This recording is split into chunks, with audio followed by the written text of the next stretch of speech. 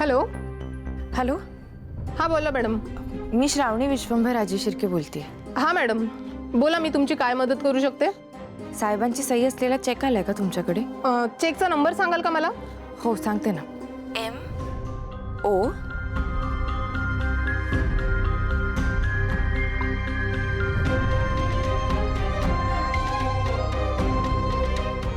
हो madam, check आला होता पण तो इनकॅशही झाला आहे. काय? पण असं कसं होऊ शकतं? तुमची बँक आत्ताच उघडते ना, मी केव्हापासून फोन ट्राय करत होते. हो, हा चेक आमच्या दुसऱ्या शाखेतून क्लिअर झालाय आणि ती बँक अर्धा तास आधी ओपन होते. हो का? अरे बापरे, आता काय करू? काही झालं का मॅडम? नाही, ठेवते मी. थँक्यू. चेक तर आधीच क्लिअर झालाय, पण एका प्रकारे बरंच झालं. त्या मुलीला पैसे मिळाले असतील, तिच्या बाबांचा उपचार तरी सुरू झाला असेल. पण नक्की ते पैसे त्या मुलीच्याच अकाउंटमध्ये गेले असतील ना, आणि ते तिच्या बाबांच्या ऑपरेशनसाठीच वापरले असतील ना तिने.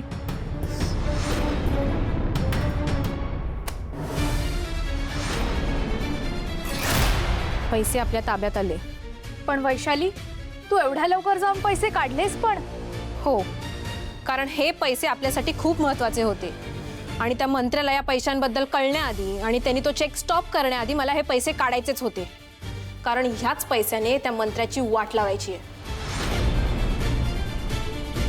ह्याच मंत्र्यांनी लाडकी मुलगी स्कीम सुरू केली होती ना. लाडकी मुलगी योजना म्हणजे आपल्या लाडक्या लेकींच्या स्वप्नांना दिलेलं एक पाठबळ आहे. म्हणूनच आज प्रजासत्ताक दिनाचं औचित्य साधून मी राज्यातल्या प्रत्येक लाडक्या लेकीला हे वचन देतो की तुमच्या स्वप्नांची जबाबदारी आता आमची असेल. आपल्याला ह्याचा काहीच लाभ झाला नाही, उलटा आपला अपमान झाला. आपल्याला हकलवून देण्यात आलं, शोषण झालं. आणि हे सगळं मला जेव्हा आठवतं ना, तेव्हा मला खूप राग येतो आणि असं वाटतं आत्ताच्या आत्ता जाऊन त्या मंत्र्याला संपून टाकावं. अरे, ह्या मंत्र्यांना वाटतं स्कीम केली म्हणजे झालं, पण त्या स्कीमचा खरा फायदा आपल्याला होतो की नाही हे बघत सुद्धा नाहीत आणि त्याचमुळे आपल्यासारख्या मुलींचं शोषण होतं, त्रास होतो आपल्याला. वैशाली, आता आपण तू सांगितल्याप्रमाणेच करायचंय का?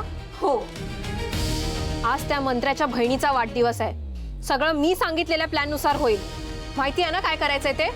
हो. आज त्या मंत्र्याच्या बहिणीच्या वाढदिवसाच्या दिवशी त्याची तिरडी निघणार.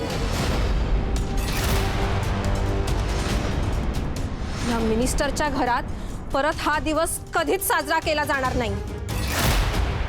येस, आता लढायचं आणि जिंकायचं.